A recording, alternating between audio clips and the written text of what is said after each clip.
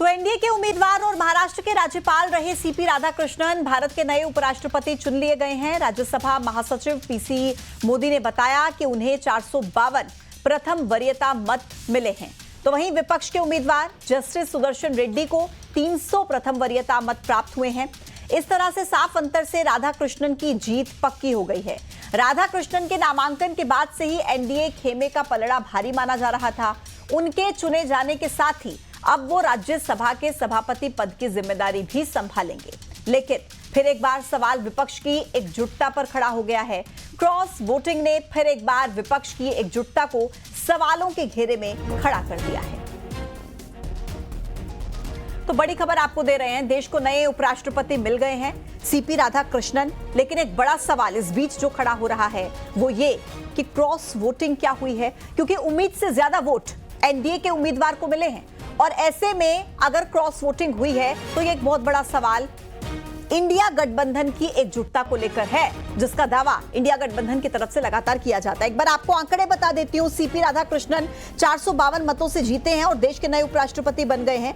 B Sudarshan Reddy को 300 vote मिले हैं और ऐसे में आशंका पूरी यहां पर क्रॉस वोटिंग को लेकर जताई जा रही है, क्योंकि एनडीए को जो उम्मीद थी उसके हिसाब से वोट ज्यादा मिले हैं और इंडिया अलायंस को जो उम्मीद थी 315 वोटों की, उनमें से 15 वोट कम मिले हैं। तो ऐसे में एकजुटता को लेकर एक बार फिर से एक बड़ा सवाल खड़ा हो गया है। हालांकि आपको बता दें कि 788 मतदाता थे, 7 सीटें खाली थी, तो 781 में से कुल 767 वोट डाले गए, जिनमें से 15 इनवैलिड वोट डले हैं और 752 वोटों को जो वैध है, मान्य है, वो माना गया है। अब ऐसे में 15 वोट को लेकर क्रॉस वोटिंग की आशंका जो है वो लगातार जाहिर की जा रही है। तो एनडीए प्रत्याशी की जीत ने फिर एक बार विपक्ष को बैकफुट पर खड़ा कर दिया।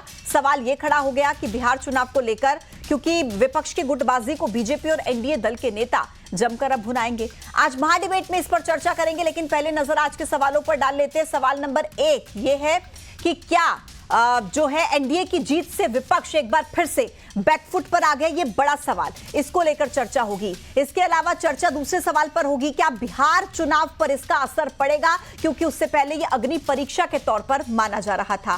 फिर सवाल नंबर 3 जो आता है वो ये कि विपक्ष की एकजुटता क्या दिखावा है, क्योंकि लगातार कहा तो यही जाता है कि विपक्ष एकजुट है, लेकिन क्या वाकई विपक्ष एकजुट है? आज इन्हीं सवालों के इर्द गिर्द आज महाडिबेट में चर्चा होगी। मेरे साथ खास मेहमानों का पैनल इस वक्त चर्चा में शामिल है। सरमन नगेले जी, राजनीतिक विश्लेषक हमारे साथ कनेक्ट होंगे। धनंजय प्रताप सिंह, वरिष्ठ पत्रकार हमारे साथ जुड़ेंगे। यशपाल सिंह सिसोदिया, पूर्व विधायक भारतीय जनता पार्टी के, हमारे साथ जुड़ चुके हैं। अजीत सिंह भदौरिया, कांग्रेस के प्रवक्ता, हमारे साथ कनेक्ट हो गए हैं। राकेश गोयल जी, राजनीतिक विश्लेषक हैं, वो हमारे साथ इस वक्त स्टूडियो में मौजूद है। आप सभी का बहुत बहुत स्वागत है। सबसे पहले यशपाल सिंह सिसोदिया जी, बधाई हो आपको बहुत बहुत। सर, क्या कहेंगे इस जीत पर? क्या जितनी उम्मीद थी एनडीए को उससे ज्यादा वोट मिले हैं? क्रॉस वोटिंग हुई है क्या? सर, क्लियर कर दीजिए। कांग्रेस इन दिनों पूरे देश में आंदोलनों के माध्यम से, प्रदर्शन के माध्यम से वोट चोरी हो गया, वोट चोरी हो गया, वोट चोरी हो गया, चिल्ला चिल्ला करके गला फाड़ रहे थे। बहुत जिम्मेदार कांग्रेस के गठबंधन के, इंडी गठबंधन के लोगों ने क्रॉस वोटिंग कर करके 15 वोट कांग्रेस के गठबंधन को, इंडी गठबंधन को कम मिले हैं। 315 की उम्मीद थी, जैसा कि आपने रिपोर्ट बताया है, 300 ही मिल पाए।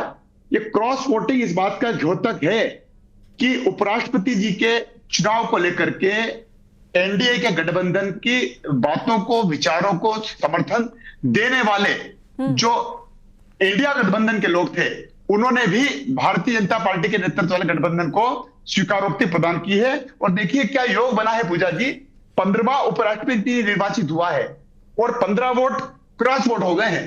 15 वोटों की कमी का खामियाजा कांग्रेस को भुगतना पड़ेगा।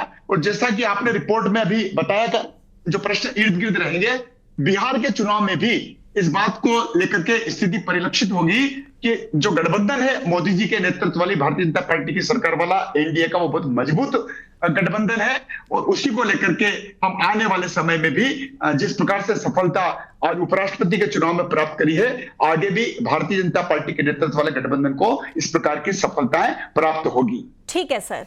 अजित सिंह भदौरिया जी, सर क्या कहेंगे, क्योंकि देखिए 315 वोट को लेकर तो आप लोग दावा कर रहे थे कि 315 वोट तो आएंगे ही, लेकिन 300 वोट मिलते हैं तो ये क्रॉस वोटिंग तो कहीं ना कहीं हुई है।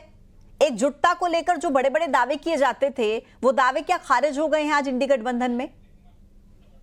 देखिए, मैं इंडी गठबंधन क्या है पूजा जी, आप बताइए ना कि इंडिया गठबंधन है जी। इंडिया से नफरत है क्या आपको? नहीं, मैं तो इंडिया गठबंधन भी बोल दूंगी सर। सुनिए मेरी बात, मैं तो सर इंडिया गठबंधन, मुझे कोई दिक्कत नहीं है सर, मुझे कोई दिक्कत नहीं है सर। बोल दिया इंडिया गठबंधन सर, सर इंडिया गठबंधन बोल दिया सर। अब इसी मुद्दे पर अटक मत जाइएगा, अपनी हार के बारे में थोड़ा जिक्र कीजिए। सुनिए मेरी बात, जब Narendra Modi make in India का नारा देते हैं और वो भले ही नारा आगे चल के असफल हो जाता है, क्या इंडिया गठबंधन की एकजुटता बैकफुट पर आ गई है? इंडिया सर इंडिया गठबंधन की एकजुटता क्या बैकफुट पर आ गई है? अजित